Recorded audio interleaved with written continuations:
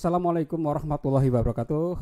Pemirsa Semakensa TV Edukasi yang berbahagia, berjumpa kembali di program Intips, Inspirasi dan Tips. Bersama saya M. Yahya selaku host, dan hari ini saya kedatangan bintang tamu yang luar biasa ini ya. Dari SMA 1 Longbagun, Kabupaten Mahakam Ulu. Nah, beliau adalah guru penggerak dan pemenang lomba bahan ajar digital Kalimantan Timur tahun 2024. Kita sapa dulu beliau. Assalamualaikum Bu Nur Kumala Dewi. Waalaikumsalam warahmatullahi wabarakatuh. Oke, selamat datang di Samarinda dan selamat datang di studio Semakensa TV Edukasi. Oke. Terima kasih ya Pak ya atas undangannya. Ini juga mau sekalian konfirmasi Pak tadi ya. Menyampaikan saya guru penggerak. Yang jelasnya saya masih pendidikan guru penggerak Pak. Oh, masih proses. Iya, masih proses. Pendidikan guru penggerak. Ini makin pertanyaan saya seputar ini. Bagaimana lika-liku perjalanan menjalani proses guru penggerak mulai dari rekrutmen pertama hingga tahapan hari ini, sudah tahapan sampai ke berapa, nanti endingnya sampai tahapan apa? Monggo diceritakan. Awalnya itu kan ini Pak ya, ada informasi itu masuknya dari akun kita atau SIM PKB kita Pak ya, di situ ada informasinya. Kemudian kita bisa memilih mau guru penggerak atau pengajar praktik. Nah waktu itu saya memilihnya pengajar praktik. Nah sebenarnya saya itu angkatan 8 Pak, saya lolosnya itu di angkatan 8. Tapi kebetulan waktu itu di Kabupaten Mahakam Ulu belum ada pengajar praktiknya, tidak ada pengajar praktiknya. Kemudian juga kurang gitu ya. Jadi mungkin dari BGP ya alhamdulillahnya tuh BGP ada respon baik gitu. Jadi berdasarkan pengalaman, karena kalau saya ini angkatan kedua Pak, angkatan kedua guru penggerak di Kabupaten Mahakam Ulu. Masuknya pendidikannya itu angkatan 10 untuk Kalimantan Timur. Ya. Nah dari angkatan 8 saya dialihkan, kan parkir tuh Pak ya, karena tidak ada PP-nya ya, pengajar praktiknya. Kemudian dialihkan ke angkatan 10, itu namanya pendidikan guru penggerak daerah khusus. Nah itu karena mempertimbangkan banyak hal gitu, jadi mungkin jaringan seperti itu. Nah pendidikannya itu kami sekarang sudah sampai ke, sebentar lagi nih tahap ke PTM 3. Jadi nanti ada pertemuan lagi tanggal 25 ini di Kabupaten Mahakam Ulu. Tadi Bapak tanya tentang prosesnya Pak ya. Betul ya. Nah prosesnya itu sebenarnya banyak dari kami yang mendaftar di awal Pak ya. Betul. Tapi banyak juga yang mengundurkan diri karena mungkin kalau menurut saya sih yang terberatnya itu pada saat di esai. Mengisi esai itu kan ada acuannya gitu nah Pak. Karakternya ada beberapa karakter yang ditentukan baru bisa ke pertanyaan selanjutnya. Nah di situ sih kayaknya memang tantangan terbesarnya tuh di situ. Kemudian saya sih mengisinya dengan cara ceritakan aja, ceritakan aja apa yang sudah pernah kita jalani di sekolah, kita alami di sekolah seperti itu. Kemudian lanjut ke setelah esai kita lanjut ke praktik pembelajarannya, ada berteaching seperti itu Pak, tapi 10 menit kalau nggak salah, 10 menitan. Nah setelah itu kita lanjut ke wawancara waktu itu. Wawancaranya pun seru Pak, itu juga saya takut juga ini gimana nih wawancaranya, apa nih nanti yang akan ditanyakan. Jadi searching, cari-cari informasi, tanya-tanya orang kayak gitu kan yang sudah berpengalaman. Tapi menurut saya sih pertanyaan-pertanyaannya itu seputaran kita juga. Jadi kalau bisa sih kita kalau ditanya A ya jawabnya juga A juga gitu loh. Jangan mengada-ngada gitu. Jadi biar biar lebih ini apa, lebih kompleks di situ, jangan ke yang lain gitu. Oke. Apalagi mengada-ngada gitu. Iya, oke. Tadi Ibu katakan bahwa Ibu adalah program sasaran program guru penggerak daerah khusus. Nah, untuk daerah khusus ini selain mempertimbangkan geografis dan sarana tadi yang internetnya kurang memadai, apakah ada perlakuan yang khusus juga di daerah khusus ini kalau Ibu bandingkan dengan yang bukan DASUS? Kalau perlakuan khusus kayaknya tidak ada sih Pak. Kalau menurut saya, karena saya kurang tahu juga kalau yang reguler seperti apa Pak ya. Tapi kalau untuk pembelajarannya sih sama juga, modulnya juga sama yang dikasihkan. Cuman perbedaannya kami itu mengikutinya dengan secara offline gitu, bukan daring gitu. Kalau yang angkatan sebelumnya itu kan via daring Pak ya. Jadi kalau kami full nanti pengajar praktiknya atau instrukturnya yang datang gitu. Jadi kami dikumpulkan di suatu tempat, misalnya kemarin ini kan sudah 2 kali pertemuan ya, sudah 2 kali PTM, PTM 1 dan PTM 2. PTM 1 itu kami lakukan di Ujo Bilang, di SMP Negeri 1 Longbagun. Nah, PTM 2 itu kami lakukan di SMP Negeri 4 Longbagun. Jadi yang satu di Ujo Bilang, yang satu di Longbagun. Nah, untuk PTM 3 ini belum ada informasi nanti ruangan atau kelasnya di mana gitu. Yang jelas tatap muka, Pak. Ya. Itu sih perbedaannya, Pak. Oke, tadi juga dikatakan bahwa sekarang sudah sampai PTM 3. Bisa dijelaskan PTM 1 itu kegiatannya apa, materinya apa, PTM 2 kegiatan apa, materinya 3 dan sampai 3 ini? Iya. Ya. PTM 1 itu yang kami bahas seperti sama aja seperti yang reguler, itu tentang filosofi dari Ki Hajar, filosofi pendidikan dari Ki Hajar Dewantara. Kemudian ada beberapa modul yang kami lewati di situ. Kemudian di PTM 2 yang kemarin ini berfokus pada pembelajaran berdiferensiasi. Nah, dan itu pun juga ada tentang kepemimpinan. Jadi bagaimana seorang guru penggerak nanti bisa memimpin, mulai dari memimpin pembelajaran seperti itu Pak. Nah kalau untuk PTM 3 ini masih dalam proses, tinggal tunggu tanggal 25 nanti.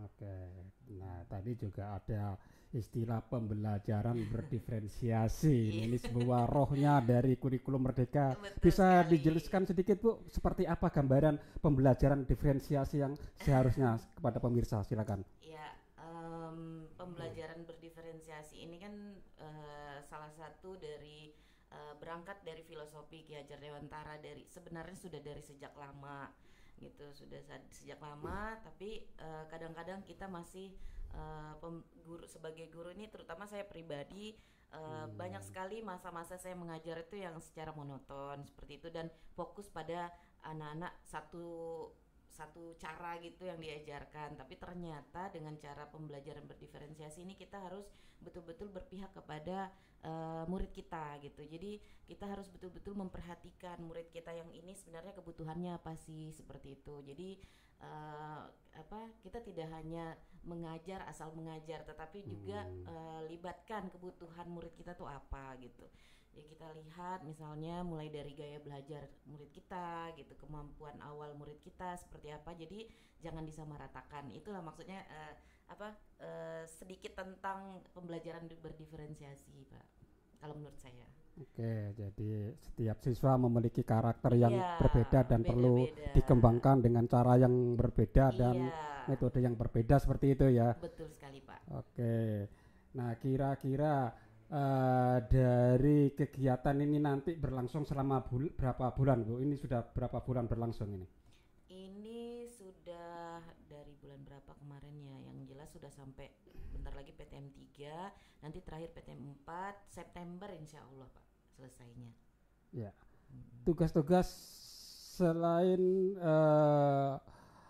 memperoleh materi dari pengajar praktek, apakah ada tugas-tugas setiap PTM itu atau nanti tugasnya di akhir atau gimana? Sebenarnya sih kembali ke kitanya gitu kan, itu nanti pelaksanaannya kan aksi nyatanya di sekolah seperti itu. Apa yang sudah kita peroleh pendidikan yang sudah kita peroleh gitu, ilmu yang sudah kita dapatkan, itu ya aksi nyatanya seperti apa nanti di sekolah kita. Apakah hanya sampai di pendidikan saja tetapi tidak ada aksi nyatanya, kan itu salah juga Pak ya. Jadi harus yang seharusnya kami lakukan adalah ya setelah pendidikan ini bagaimana aksi nyatanya. Dan sekarang itu ada namanya fasilitasi individu. Nah, nanti kebetulan saya fasilitasi individunya itu jadwalnya di tanggal 24 nanti Pak. Jadi kalau nggak salah, iya tanggal 24, karena kan saya ada di sini Pak ya, tadi sudah izin karena seharusnya mulai dari tanggal 18 sampai tanggal 24 gitu, tapi karena saya berada di Samarinda jadi saya minta di hari terakhir. Nah itu nanti apa saja yang sudah kita lakukan di sekolah dan aksi nyata yang sudah kita lakukan seperti itu, supaya bisa kita berbagi juga, berbagi praktik baik yang sudah kita lakukan gitu Pak. Fasilitasi individu tadi gimana bentuknya? Lebih ke arah advokasi pendampingan dari pengajar praktek atau tugas mandiri atau seperti apa?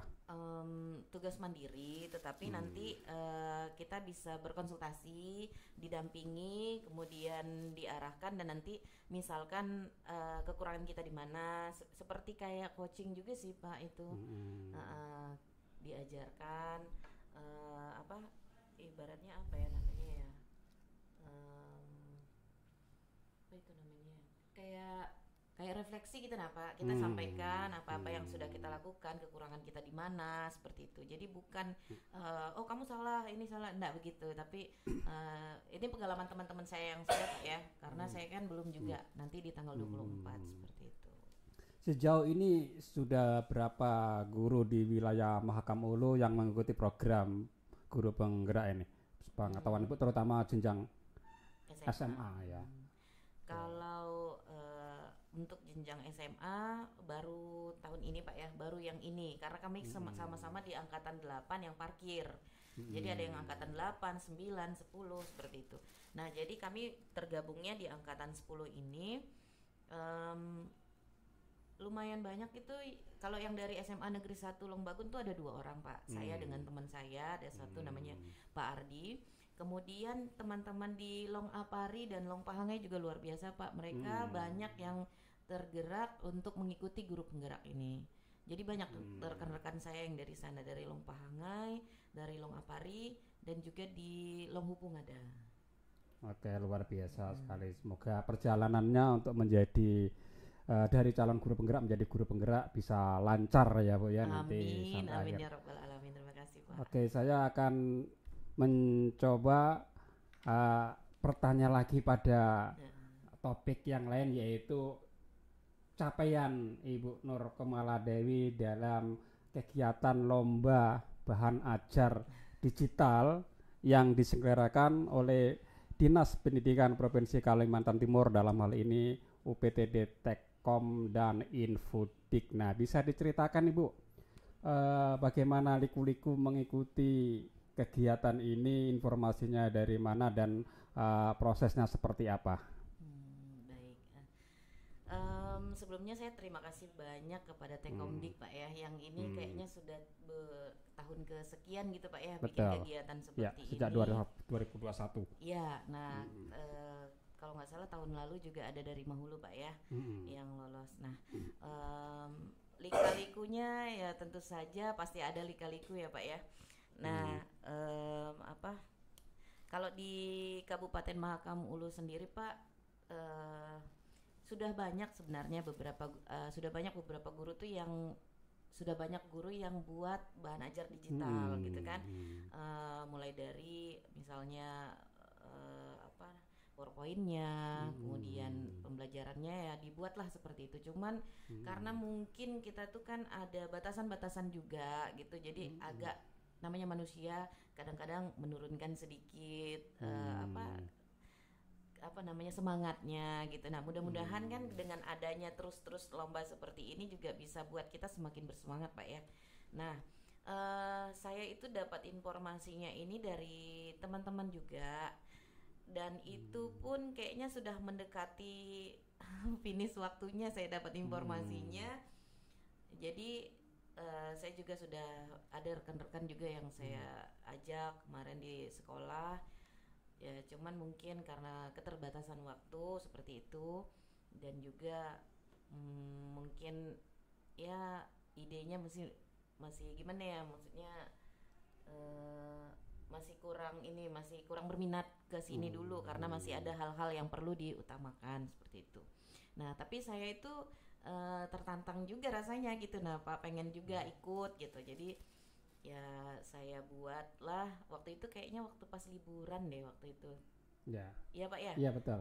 Pas bulan 6 ya kayaknya Pak ya. Hmm. Nah itu jadi aduh gimana ya mau buatnya ini, nggak mungkin yang kemarin-kemarin yang dikumpulkan gitu, jadi bikin yang terbaru gitu. Jadi saya coba buat, nah dan itu pun saya gunakan Canva kalau nggak salah, itu waktu itu saya buat Canva, menggunakan Canva ya seperti itu Pak lika-likunya. Iya. Jadi agak ini juga karena sendiri yang buat gitu. Oke, luar biasa. Bisa diceritakan lagi kira-kira topik mapel yang Ibu bikin itu apa, kemudian nanti softwarenya untuk mengerjakan bahan digital dalam bentuk video ya, itu seperti apa kepada rekan-rekan? Waktu itu saya menggunakan saya materinya itu fungsi kuadrat, jadi grafik fungsi kuadrat. Yang saya gunakan itu aplikasi GeoGebra. Jadi nanti tapi saya buatnya kan di video pembelajaran Pak ya. Nah jadi saya rekam dulu tuh GeoGebranya, bagaimana cara ini GeoGebranya, kemudian saya masukkan, gabungkan di apa namanya video tersebut di apa namanya di Canva kayak gitu. Jadi dibuat terpisah Pak, tapi pas dianukan saya jadikan satu gitu di Canva. Jadi saya apa ya pembelajaran itu bagaimana posisi perubahan dari nilai A, nilai B dari fungsi tersebut mempengaruhi. Jadi ada gambarnya tuh nanti Pak, pergeserannya, garisnya seperti apa, titiknya seperti apa gitu. Grafiknya. Oke. Jadi softwarenya tadi materi GeoGebra kemudian diolah melalui Canva tadi ya. Berapa lama Bu untuk mengerjakan itu sampai selesai itu? Sampai finishing dan ditaruh di platform Merdeka Mengajar sampai didaftarkan ke form pendaftaran itu berapa lama prosesnya? Videonya sih sebentar aja sih Pak saya bikin, cuman berapa kali saya ulang karena kayaknya ini kurang mudah dipahami gitu kan, jadi saya ganti lagi. Sebentar aja itu sebenarnya bikinnya Pak, cuman kayak setelah itu kan dilihat lagi Pak ya, dilihat lagi kayaknya kurang dipahami deh kalau kayak gini, jadi saya ulang lagi kayak gitu. Itu aja sih yang banyak mengulang-mengulangnya aja karena kalau buatnya apalagi kan waktu yang dikasih durasinya juga terbatas ya Pak ya. Ya durasi yang dikasih terbatas, jadi kemungkinan kan yang saya sampaikan yang memang kayaknya memang perlu ini untuk supaya siswa saya lebih paham gitu. Bagian yang tersulit dalam membuat video pembelajaran menurut Ibu bagian apa ini? Membuat rekamannya atau mengeditnya atau mengisi narasi atau bagaimana? Kalau karena saya ini termasuk pemula juga sih jadi banyak yang sulit sebenarnya. Yang penting itu inisiatif sih Pak kayaknya. Kalau kita memang mau pakai Canva artinya betul-betul belajar Canva. Kalau mau betul-betul kalau mau menggunakan Quizzes ya artinya betul-betul dipahami dulu Quizzesnya gitu kan. Nah tapi yang paling sulit sih menurut saya itu memikirkan bagaimana cara konten yang saya buat ini bisa menarik gitu Pak. Jadi apa aja sebenarnya bisa dijadikan konten, tapi menarik dengan tidaknya itu kan betul-betul harus dipikirkan dengan matang gitu. Jadi menarik juga pun tidak cukup Pak ya. Jadi harus juga mudah nggak nih dipahami dengan siswa saya gitu. Jadi kayak yang saya ikutkan lomba itu Pak sebenarnya saya pikirkan juga kira-kira kalau saya pakai ini siswa saya mudah paham nggak gitu.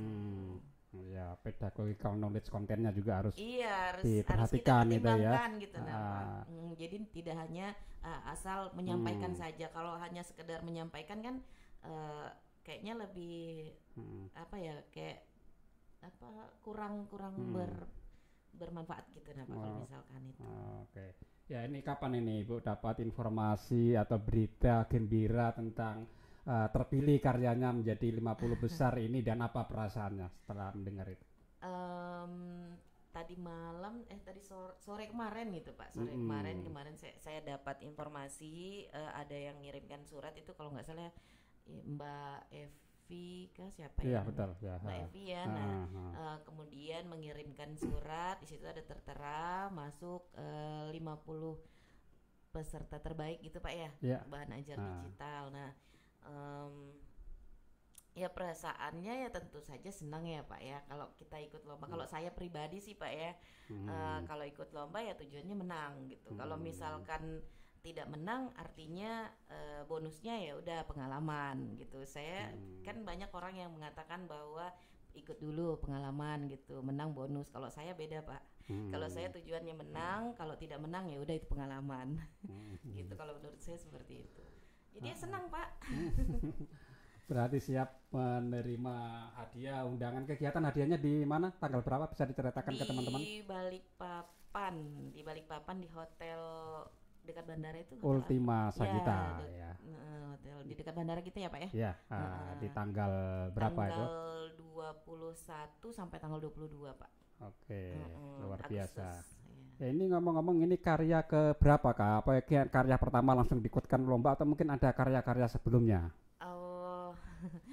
Kalau yang sebelumnya sebenarnya gini Pak, kalau untuk bikin bahan ajar digital ini saya itu mulainya dari waktu zaman-zamannya corona. Nah, zaman-zamannya corona itu kan, apalagi kan saya di Kabupaten Makamulu Pak ya. Yeah. Waktu itu pas lagi saya itu ikut PPG. Nah, PPG ini juga memaksakan atau mau tidak mau harus ada juga bahan ajar digitalnya, gitu. Jadi ya mau nggak mau belajar gitu, dipelajari. Saya waktu itu belum pakai Canva, saya pakainya itu KineMaster. KineMaster. Jadi kalau KineMaster itu kan ada yang berbayar Pak ya. Yeah. Ya jadi saya bayar itu. Jadi pakai yang berbayar. Kalau nggak salah berapa 60.000 atau berapa saya lupa Pak, sudah lama. Nah, karena memang yang bagus-bagusnya itu harus dibayar dulu baru bisa gitu. Jadi karena keterpaksaan itu tadi, pertama karena corona, karena memang saya ikut PPG, dan juga kan kita kan terbatas ya ketemu dengan siswa, jadi dibuatlah, apalagi di tempat saya waktu itu jaringan tuh masih sangat-sangat terbatas. Bagus memang 4G memang, tapi kadang-kadang hilang, jadi kurang kondusif, apalagi di daerah tertentu ada titik-titik yang memang tidak terjangkau internet gitu. Nah, jadi saya membuat video pembelajaran, saya upload di YouTube, kemudian bisa diunduh itu caranya dengan supaya offline gitu Pak ya. Ada yang di-download itu. Nah, jadi saya arahkan anak-anak saya untuk ke tempat yang ada jaringannya dulu, kemudian mengunduh, kemudian belajar kayak gitu. Nah, tugas-tugasnya waktu itu saya masih ya namanya pemula Pak ya. Sampai sekarang ini saya kayaknya masih pemula deh Pak. Ini mengerjakan tugasnya dari situ, nanti dikumpulkannya lewat WA. Jadi WA saya tuh penuh Pak memorinya gara-gara tugas-tugas anak-anak. Jadi sekarang kan enak tuh, ada bisa lagi di Google Drive gitu, atau di akun-akun yang lain gitu. Jadi saya dulu pakainya WA kayak gitu. Karena memang yang masih bisa dijangkau dari anak-anak saya waktu itu ya di WA.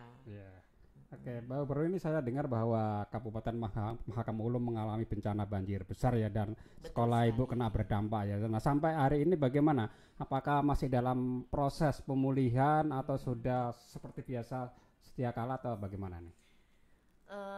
Iya betul sekali Pak. Baru-baru ini kita tertimpa musibah ya Pak ya, itu namanya ya musibah banjir, yang betul-betul banjirnya itu lebih tinggi dari yang sebelum-sebelumnya gitu. Jadi di SMA Negeri 1 Longbagun itu tuh tinggal atapnya aja lagi Pak.